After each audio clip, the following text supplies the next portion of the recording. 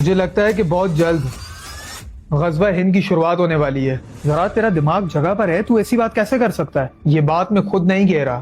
ہو سکتا ہے کہ اس کے پیچھے کوئی بہت بڑا پلان ہو. کس طرح کا پلان؟ فیک اسٹیٹ کا ایک ہی مقصد ہے، لوسیفر کو آزاد کرنا. ایگزیکٹلی. اور جو ایران پر اٹیک ہوا تھا اس کے پیچھے کا اصلی موٹیو بھی یہی تھا. 1400 سال پہلے یہ پریڈکشن ہو گئی تھی کہ لوسیفر مڈل ایسٹ سے آئے گا، بٹ دجال یعنی کہ لوسیفر وہ تو امام مہدی کے بعد آئے گا. ایگزیکٹلی. اور پریڈکشن کے اکارڈنگ امام مہدی کا ظہور تب ہوگا جب مڈل ایسٹ کے کسی بھی ایک کنٹری میں 100% اسلامک لا امپلیمنٹ ہو جائے گا. تو اب ذرا سوچ کہ اس وقت سب سے زیادہ مسلمان کس کنٹری میں؟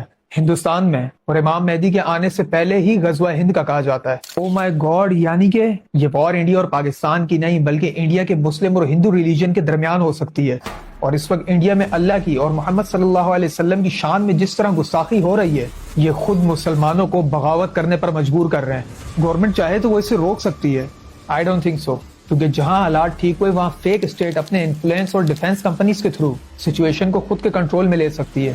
لیکن ہندوستان آخر ایسا کیوں ہونے دے گا؟ کیونکہ فیک اسٹیٹ کا صرف ایک ہی موٹیو ہے، لوسیفر کو آزاد کرنا. אז אני אגיד לך, יכול להיות שנגיע לימות המשיח, אבל זה לא הולך לקרות ביום חמישי הבא. اور اس کے لیے غزوہ ہند کا ہونا بہت ضروری ہے. India stands with Israel firmly. یار مجھے یہ سمجھ نہیں آتا کہ یہ آخر مسلمانوں کو کیوں ٹارگٹ کرتے ہیں. کیونکہ وہ جانتے ہیں کہ اس دنیا میں صرف مسلمان ہی ہیں جو اللہ رسول اور اس کے دین کے لیے کسی بھی حد تک جانے کو تیار ہو سکتے ہیں. ان کے لیے تو ہماری جان بھی حاضر ہے. دنیا جینے کے لیے موت سے ڈرتی ہے، لیکن ایک مسلمان جیتا ہی اس لیے تاکہ وہ اللہ کے لیے مر سکے.